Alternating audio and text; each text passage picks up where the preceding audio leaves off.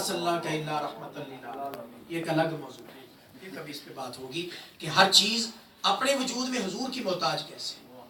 میں نے آیت پڑھ دی ہے وما ارسلناک الا رحمۃ للعالمین، یہ آیت بتلا رہی ہے ہر چیز اپنے وجود میں حضور کی محتاج ہے، کیونکہ حضور کی رحمت کا ہر ذرے کو فیض ملا، پورے جہان کو فیض ملا، اور اس فیض کا جو پہلا حصہ تھا وہ یہ کہ ہر ذرے کو جو وجود ملا وہ حضور کی سی رحمت کا فیض تھا. مختصر یہ شک صدر تیاری کی گئی. اس کے بعد براق پیش کیا گیا. براق کے بارے میں آپ جانتے ہیں براق برق سے بنا ہے. بجلی کی رفتار آپ جانتے ہیں کتنی تیز ہے، اور یہ برق نہیں، یہ تو براق ہے. سبحان اللہ سبحان اللہ. براق ہے، اس کی سپیڈ کیا ہے، رفتار کیا ہے.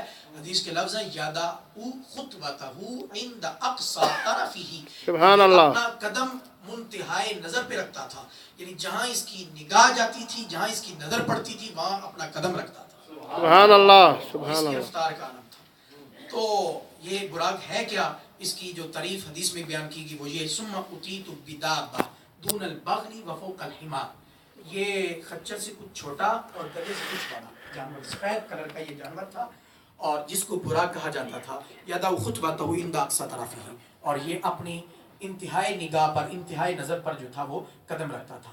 اس پر آقا علیہ السلام کو سوار کیا گیا. یہاں اور بہت ساری باتیں ہیں، اختصاراً عرض کر رہا ہوں. فاخذ جبریل بلجامھا ومیکائیل برکابھا واسرافیل من خلفھا، جبریل امین علیہ السلام نے لگام کو سنبھالا، لگام کو پکڑا، اور میکائیل علیہ السلام نے رکاب کو تھاما، اور اسرافیل علیہ السلام پیچھے ہو گئے، پیچھے چل دیے.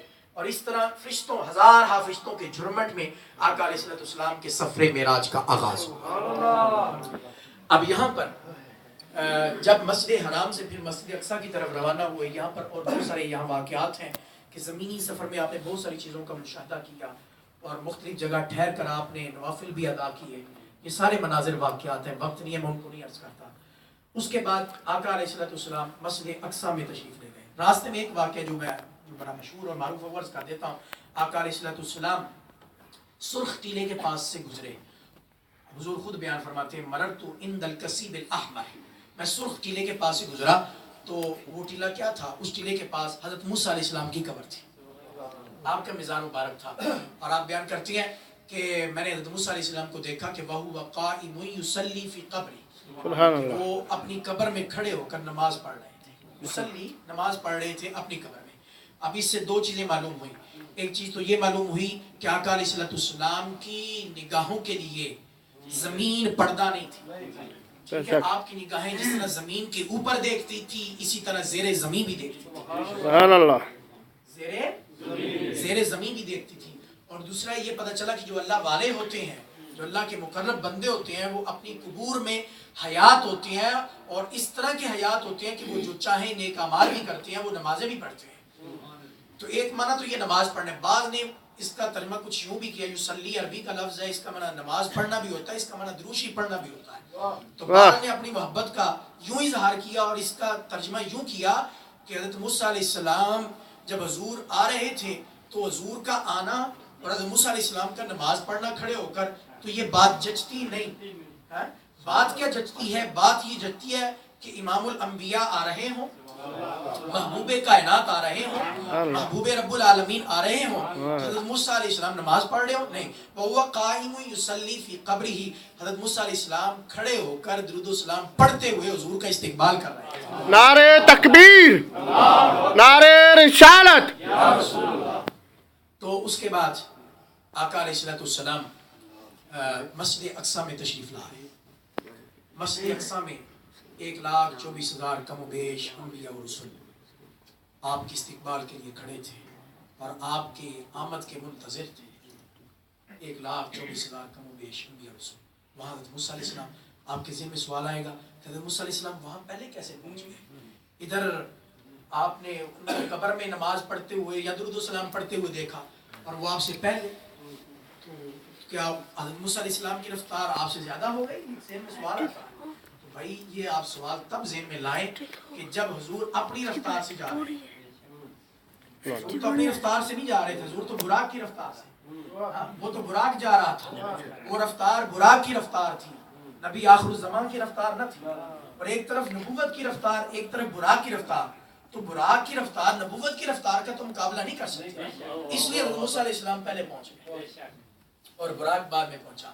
اور دوسری بات یہ کہ اللہ تعالیٰ نے اپنے مقرب بندوں کو یہ شان بھی عطا فرمائی ہے کہ وہ ایک ہی وقت میں مختلف جگہوں پر بھی ہو سکتے ہیں، مختلف جگہوں پر بھی ہو سکتے ہیں۔ یہ بھی ایک الگ مضمون ہے، پھر کبھی اس پہ بات ہوگی، یہ بس اشارتاً میں ساتھ ساتھ عقیدے کی باتیں بھی کر رہا ہوں۔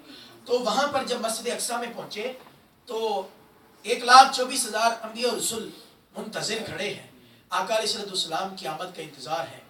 حضرت جبریل امین علیہ السلام نے اذان کہی اور پھر اس کے بعد تکبیر بھی جبریل امین علیہ السلام نے کہی اور آقا علیہ السلام کو پکڑ کر مصلی امامت پہ کھڑا کر دیا۔ سبحان اللہ۔ اب یہ یہاں پر ایک خوبصورت بات یہ، آقا علیہ السلام نے وہاں پھر نماز پڑھائی۔ آج جو بشریت میں سب سے اونچا کمال رکھنے والے، انسانیت میں سب سے اونچا کمال رکھنے والے جتنے احباب تھے وہ سارے کے سارے حضور کے پیچھے کھڑے تھے۔ جتنے بھی کمال والے تھے، کمال بشریت میں جو کمال درجے والے تھے، کیونکہ بشریت کا جو سب سے اونچا درجہ ہے وہ نبوت ہے، وہ جو سب سے اونچے درجے والے جتنے بھی تھے آج وہ سارے کے سارے حضور کے پیچھے کھڑے تھے۔ تو یہاں سے اس سوال کا بھی جواب مل گیا کہ حضور کو وہاں سے مسجد حرام سے ڈائریکٹ آپ نے آسمانوں کی طرف سیر کیوں نہیں کی، آسمانوں کی طرف قصد کیوں نہیں فرمایا، آپ پہلے بیت المقدس میں کیوں آئے، مسجد اقصیٰ میں کیوں آئے؟ تو وہ مسجد اقصیٰ میں آنے کی جو وجہ اور حکمت تھی، وہ ایک حکمت یہ بھی تھی کہ آج آقا علیہ السلام کی فضیلت کو تمام نبیوں پر واضح کرنا تھا۔ ایک وجہ، بہت ساری وجوہات، میں 2-3 وجہ عرض کرتا ہوں۔ ایک وجہ تو یہ تھی، دوسری وجہ یہ بھی تھی کہ نبیوں نے اللہ کی پاک بارگاہ میں یہ وعدہ کیا تھا، مولا اگر ہم تیرے نبی کا زمانہ پائیں گے تو ہم اس کی مدد بھی کریں گے اور اس کی نبوت کا اقرار بھی کریں گے، اس کی فضیلت کا اقرار بھی کریں گے۔ قرآن میں وَإِذَا أَخَذَ اللَّهُ مِيثَاقَ النَّبِيِّينَ لَمَا آتَيْتُكُم مِّن كِتَابٍ وَحِكْمَةٍ، یہ پوری آیت، ثُمَّ جَاءَكُمْ رَسُولٌ مُصَدِّقٌ لِمَا مَعَكُمْ لَتُؤْمِنُنَّ بِهِ وَلَتَنصُرُنَّهُ۔ سبحان اللہ۔ تیرے نبی اے باری تعالیٰ، اگر ہم نبی آخر الزمان کا زمانہ پائیں گے تو ہم ان پر ایمان بھی لائیں گے اور ان کی مدد بھی کریں گے، نصرت دین میں بھی شامل ہوں گے۔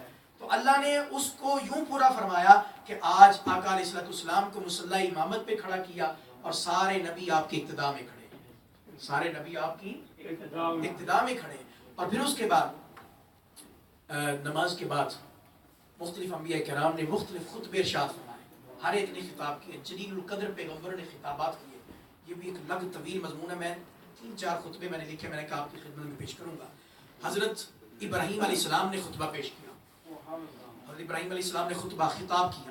یہ سمجھ لیے محفل تھی، اس محفل میں، اس محفل کے جو صدر محفل تھے وہ نبی آخر الزمان تھے۔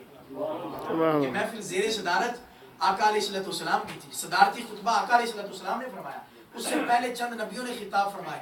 تو حضرت ابراہیم علیہ السلام نے خطاب فرمایا، الحمدللہ الذی اتخذ ابراہیم خلیلا وآتانی ملکا عظیما وانقذنی من النار وجعلها علی بردا وسلاما۔ آپ نے خطاب فرمایا تمام تعریف اس اللہ کے لیے جس نے ابراہیم کو خلیل بنایا، ابراہیم کو خلیل اللہ بنایا، جس نے مجھے ملک عظیم عطا فرمایا، جس نے مجھے آگ سے محفوظ رکھا اور آگ کو میرے لیے ٹھنڈی اور سلامتی والا بنا دیا۔ سبحان اللہ۔ یہ حضرت ابراہیم علیہ السلام نے خطاب کیا۔ پھر حضرت داؤد علیہ السلام کھڑے ہوئے، انہوں نے بھی خطاب کیا، عرض کرنے لگے الحمدللہ الذی انزل علی الزبور وعلانی الحدید وسخر لی الطیر والجبال وآتانی الحکمہ۔ تمام تعریف اس اللہ کے لیے جس نے مجھے زبور عطا فرمائی، مجھ پر زبور کو نازل کیا اور میرے لیے لوہے کو نرم کر دیا، میرے لیے لوہے کو نرم کر دیا اور میرے لیے پرندوں کو اور پہاڑوں کو مسخر کر دیا، میرے تابع کر دیا، میرا غلام بنا دیا اور مجھے حکمت عطا کی، آتانی الحکمہ۔ یہ حضرت داؤد علیہ السلام کا خطاب تھا۔ پھر حضرت سلیمان علیہ السلام نے خطاب کیا، سبحان اللہ، سبحان اللہ۔ سلیمان علیہ السلام نے خطاب کیا، کیا خطاب کیا سنیے، الحمدللہ الذی سخر لی الریاح والجن والانس وعلمنی منطق الطیر۔ آپ نے خطاب کیا تمام تعریفیں اس اللہ کے لیے کہ جس نے میرے لیے ہواؤں کو مسخر کر دیا، ہواؤں کو میرے تابع کر دیا اور جن و انس کو میرے تابع کر دیا، میرا غلام بنا دیا، وعلمنی منطق الطیر، اور مجھے پرندوں کی زبان بھی سکھائی، سبحان اللہ، سبحان پرندوں کی بولی سکھا دی۔ حضرت سلیمان علیہ السلام نے خطاب کیا۔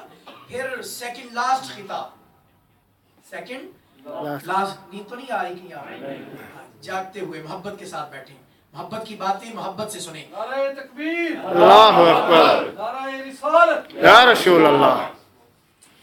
तो सेकंड लास्ट खिताब हज़रत ईसा अलैहिस्सलाम का हुआ।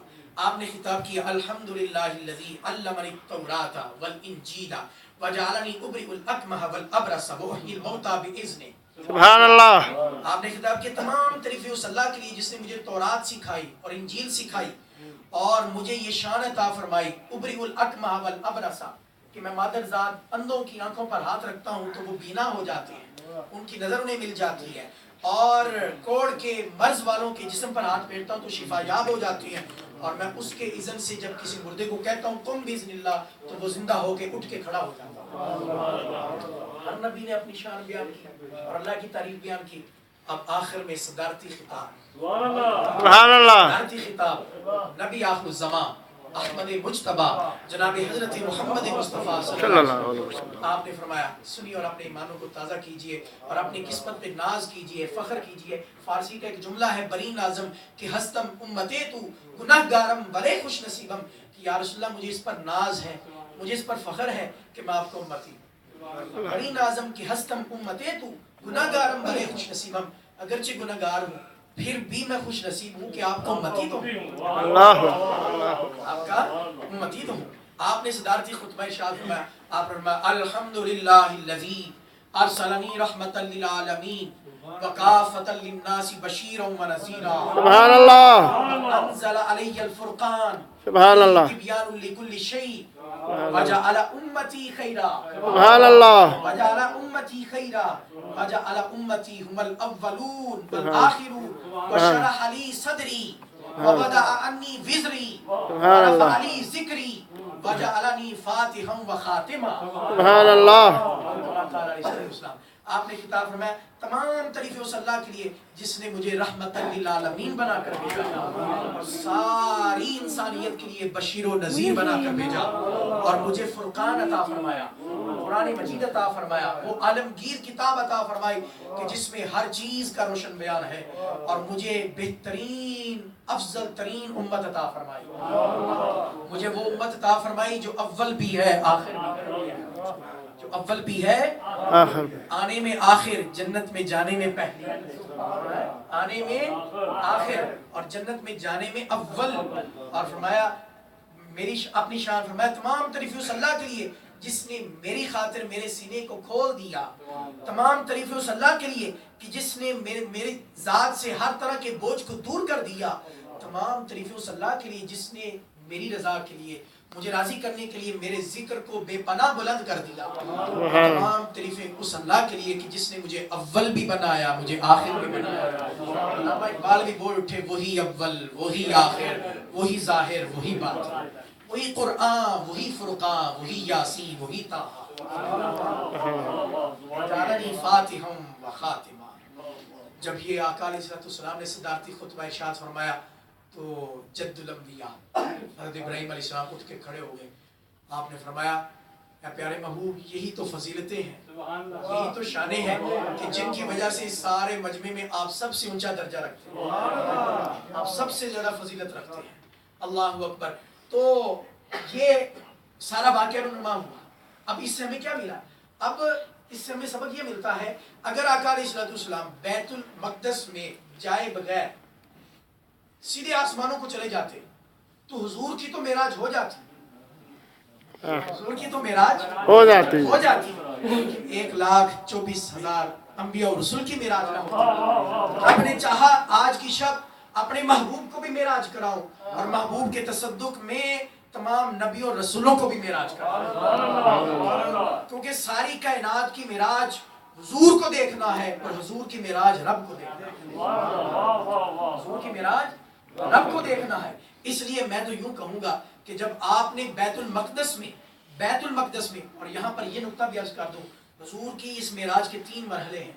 ये बड़ी डिटेल्स हैं, मैं इख्तिसारन अर्ज करूंगा, तफसीलात है। हुजूर के मेराज के 3, एक आपकी जिहत बशरियत है, आपकी शान बशरियत कह लें, शान बशरियत, एक आपकी शान नूरानियत है, और तीसरी आपकी शान मजहरियत, शान मोहम्मदियत, शान हकीयत, ये तीनों नाम है। ठीक है, तो हुजूर की शान बशरियत को भी मेराज करवाई गई और हुजूर آقا علیہ السلام کی شان نورانیت کو بھی معراج کروائی